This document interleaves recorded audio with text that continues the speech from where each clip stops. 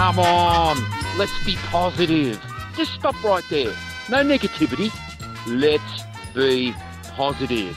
LBP. Let's be positive.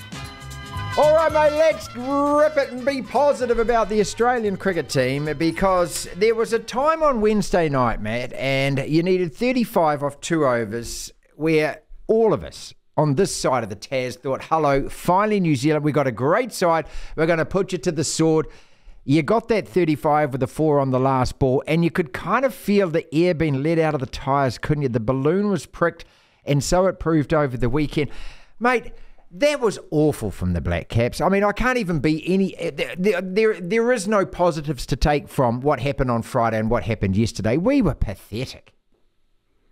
Yeah, well, as you say, the midweek game, which was decided on the last ball, I thought was setting up for a terrific series. And then the next 2 games, they were just rubbish.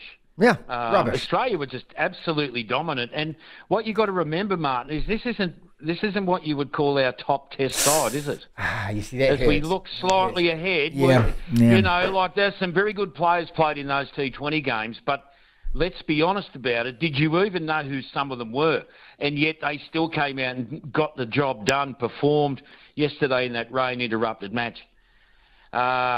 Thursday the day, though, Martin. That's the one we've been waiting for, isn't it? Thursday. Yeah, first test, first ball bowled basin. Thursday. Okay, so Friday night, though, you know, chasing 174 on postage stamp boundaries, that is Eden Park, you know, where you get a snick, it goes for 6, and not been able to show. When I saw Mitch Sattner coming at 3 holding the bat, I guffawed. And I thought, you what? You're having a laugh, mate. At that stage, yeah, you kind of knew that we weren't going to do it. Glenn Phillips, to me, was the highlight on the mic. He was bloody brilliant. But yesterday, just that stop-start nature of it, mate, when a T20 is reduced to T10, just give it up. Just give everyone their money back and say, okay, this is, you know, this is where it turns into tomfoolery. Yeah, you need, 12 and a half and over straight from the go, rain-interrupted match, and it just went nowhere.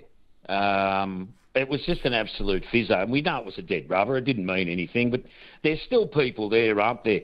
Look, there's nothing you can do about the weather. It is what it is, and, you know, the system of trying to correct the error of weather interruption, it's never really going to work. No, it does a mathematical equation. It doesn't.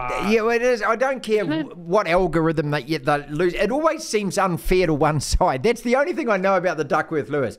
What? We chase that? What? You've only got to defend. You know what I mean. Yeah, I know. It's just disappointing. But the truth is that Wednesday night did give us a little glimmer of how competitive it could be.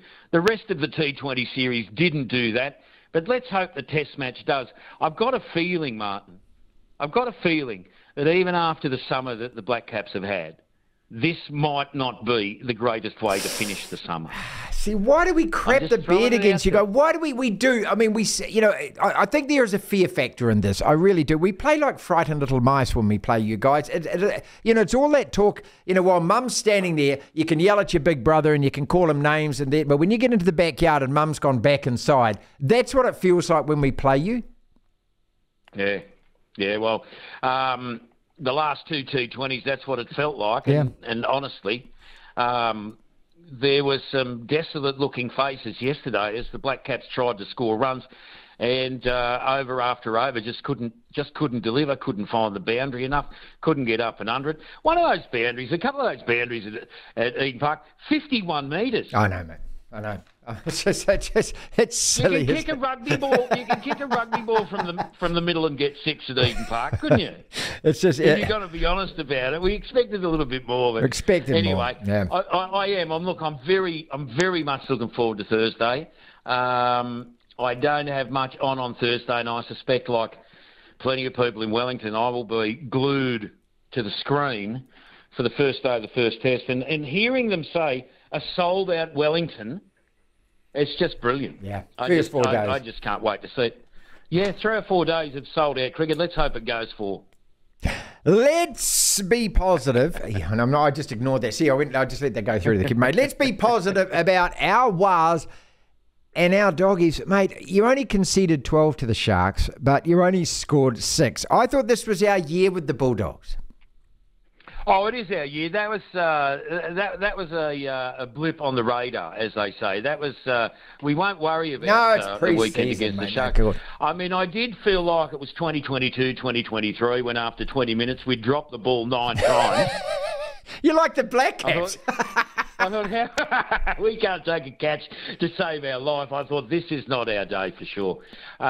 Look, these pre-season matches, all I'm going to say is so many changes in and out of the squad. This isn't the squad that you will see perform, but we will need to be a little bit sharper on attack than we were against the Sharks. Let's just say that it is our year, Martin.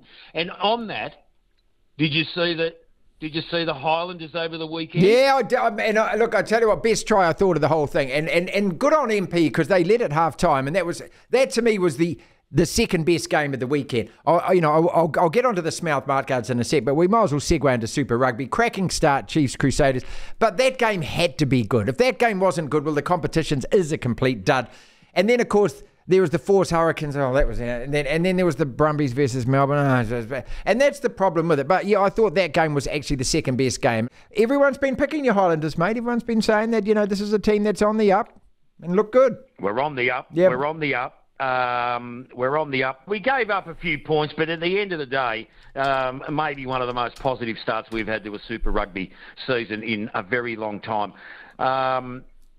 The Hurricanes, Brumbies and Blues all getting the bonus point, Martin. But, I mean, you have a look at the bottom of the table there again, and it doesn't look that different than the last few years. Moana Pacifica, Waratahs, Drua, Fiji and Drua, the Rebels and the Western Force, all pretty much garbage.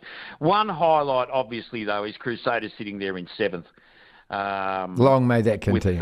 Long may that. With just the lonely 1 point there, I can feel the depression coming out of Christchurch as we speak. And they will be hoping to bounce back. But, Martin, I'm hoping at the end of next week they're still on 1 point, aren't you? I think the whole world outside of Crusaders country is always hoping for that, isn't it? We're just hoping. We're just hoping. That's what we're just hoping, yeah. And maybe, yeah. And just expect whatever else happens. I mean, you can only hope for the best. That's That's what the slot is. That's it. It's all about being positive. Supercars kicked off. I watched yesterday's race. I didn't see Saturday's race. I watched yesterday's. I thought it was terrific viewing. But I find, and we'll talk about this with ET as well, I find that playing it at Bathurst doesn't quite fit with me. I'd like that track to just be sacrosanct and be the Bathurst 1000 race. But, pretty exciting yesterday, wasn't it? Great pit stops, brilliant coverage again. Larko's superb as doing what he does. And it's just packaged. It's great entertainment for 3 or 4 hours. That's what I love about supercars. Yeah, look, there's very little that you could pick apart in the coverage of the way they do these races. I agree with you. The Bathurst weekend, it really just needs to stand alone. I can understand why they want to use that track on more than one occasion, because it's just a magnificent track. It's got everything. But, yeah, look, the 500, do it in Adelaide, do it on the Gold Coast, do it in Newcastle, do it somewhere else, and just leave Bathurst for the Bathurst weekend for the 1,000. Because that's what it means. It means an all-day race. It doesn't mean, a 500K race. But anyway, supercars are back.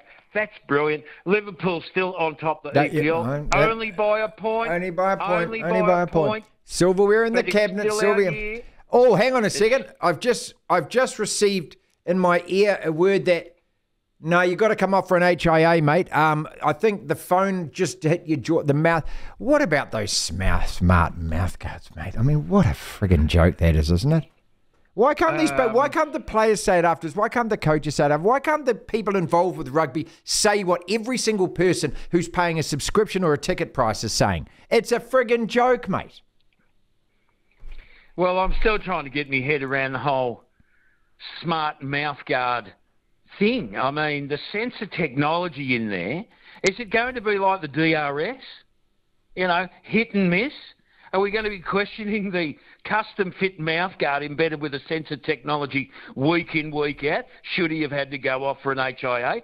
I mean, most of us don't have any real understanding of how this works. Like, what is the impact that would set the sensor off that means a bloke's got to go off for a while? I mean, he doesn't even know he's even in the area of a head injury, and now that they're being taken off, $600 a go they are.